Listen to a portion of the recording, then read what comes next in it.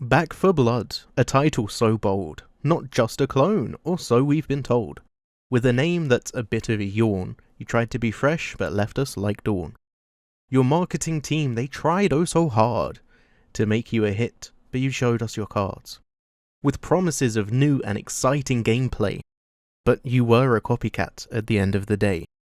You lacked the charm, the wit and the flair of the game you were trying to imitate without care. March 14th, 2019 gave us an announcement from Turtle Rock Studios and Warner Brothers.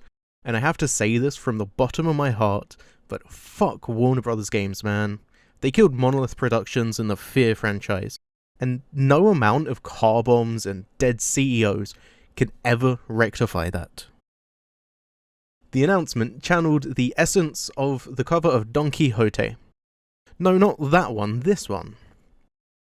I tried to find one in English, but none of them had this little treat, so I'll just translate it for you. A big thing about the marketing was how this was from the creators and development team behind Left 4 Dead. Just a heads up, I'm going to refer to Turtle Rock Studios, but I'm using that interchangeably for both them and Warner Brothers. Some things are Turtle Rock problems, others are problems caused by Warner Brothers. I'm just simplifying it because if you haven't noticed already, I really rely on rectifying the regrettable reality of my common inability to pronounce the letter R. And yes, I hate myself for writing that. Ruthless. Let's play a fun game where you look at your hands and hold up however many fingers you think is equal to the number of Turtle Rock Studio devs that also worked on Left 4 Dead. I'll give you a couple seconds. Okay, if you're currently holding up 18 fingers, I question why you were even let out of Chernobyl's reactor. The answer was actually 7. From a dev team of more than 180 people, that's not even 4% to go on to work on Back 4 Blood. It's hard to find accurate numbers, but I've heard between 75 and 121 people worked on this game, and at the most conservative, that's almost 1/10 of the dev team that also worked on Left 4 Dead. I'm going to start using acronyms because it's getting annoying otherwise. TRS shot themselves in the foot by comparing their game to Left 4 Dead, because while it increased the hype and expectations of B4B, it also opened them up to higher scrutiny. With how they handled their previous game, Evolve, all TRS could do is sit on the coattails of Valve and hope to get carried to success. From the creators of Left 4 Dead sounds way better than from the people that made, ruined, and abandoned Evolve. December of 2020 gave us an announcement trailer at the Game Awards.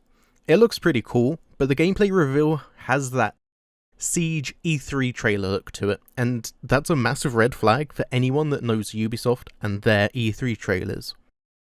With an original forecasted release date of the 22nd of June 2021, the fanbase was upset on the 25th of March to hear the news of a large delay, pushing it back 4 months. That's not a particularly big gap for game development, but for fans and the hype train, it might as well be 4 years. Finally, on the 12th of October, the world at large could get their hands on Back 4 Blood, to generally positive reviews, although one that I think accurately summarises the experience is that of Neil Bolt, a writer for Bloody Disgusting. Neil stated that the game still often plods along casually for periods before unleashing far too much confusion and chaos at once. Given the game this is trying to build upon, seemingly random encounters make sense, but there needs to be a level of puppeteering behind the scenes to ensure it's not a mess in play. He concluded that it was almost unpleasant to play at times, but that it was a decent game. The game features a card system which allows players to customize their experience.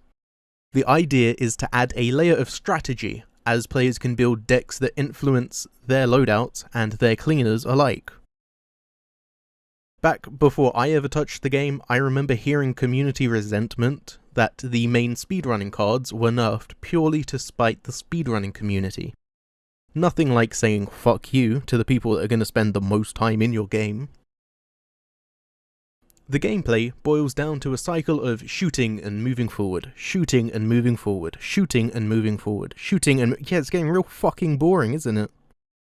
I had 84 gigabytes of recording for this game without dying a single time, and we hadn't even finished Act 1.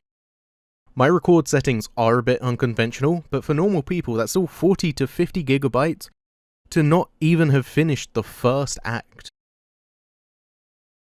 I feel the boss designs are uninspired. It's just a larger than average monster with an inflated health pool that you shoot until it's dead.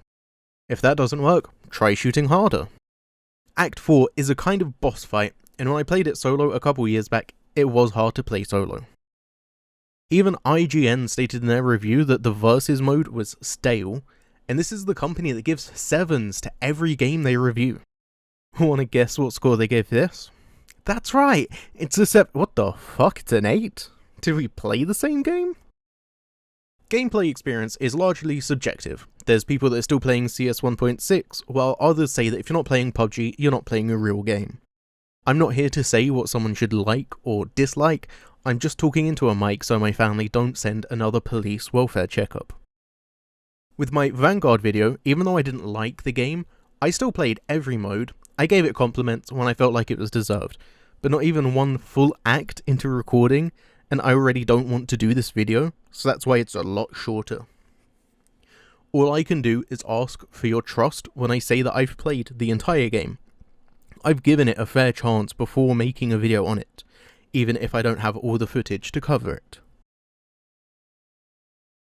The 6th of December 2022 saw the last of only 3 DLC added to the game.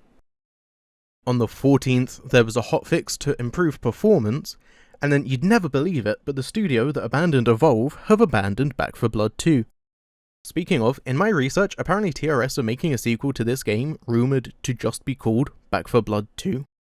Which I never heard about, but I honestly feel like they should just drop it, kill off the entire universe and work on a new game. Or stop making games, but que sera, sera. 2 of the 3 DLC definitely improve on base game, but it's behind either £12 per DLC or a £30 annual pass that was available for purchase 6 months before any of the DLC was released. Unfortunately, the first of the 3 was the weakest. It introduces these hives full of zombies. It's essentially a giant maze. You have to run around, look for some specific items to pick up and take out of the zone, and doing so lets you buy different cosmetics. It is literally just a second type of in-game currency for exclusive cosmetics. If you make it through the hive, it counts that as you having completed the chapter you were playing, and it puts you at the start of the next one.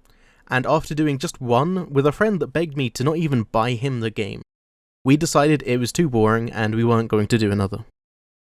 This game has voice acting giants like William Sawyers, Darren DePaul, and Roger Clark. They've got motherfucking Arthur Morgan. They barely credit any of their talent. The first voice actor doesn't show up in their credits until 11 minutes 30. Nobody's watching 11.5 minutes of credits just to not even see what role somebody played. This entire project, I just feel like there was no respect to the players, no respect to the actors and the people that actually gave life to the uninspired characters. If these last, 9 minutes haven't been proof enough, it's not enough to just show up, read words written down. You have to put actual heart into it if you want people to care, and these guys do it all the time. Any other studio with talent like this, I'd jump at the chance to play their game. But with this game, I can't even bring myself to play it again for footage. There's definitely people that can get enjoyment from the game. If you want to see someone doing that, I recommend watching Snamwich's video on it. But it's definitely not a game that I can personally recommend. For anyone still watching, I want to say sorry about my Vanguard video. I clearly missed the mark on that one. My next project is hopefully going to be my biggest. It's a big undertaking, and I just hope I do this one well. Thanks for listening to an idiot ramble, and I'll see you when I see you.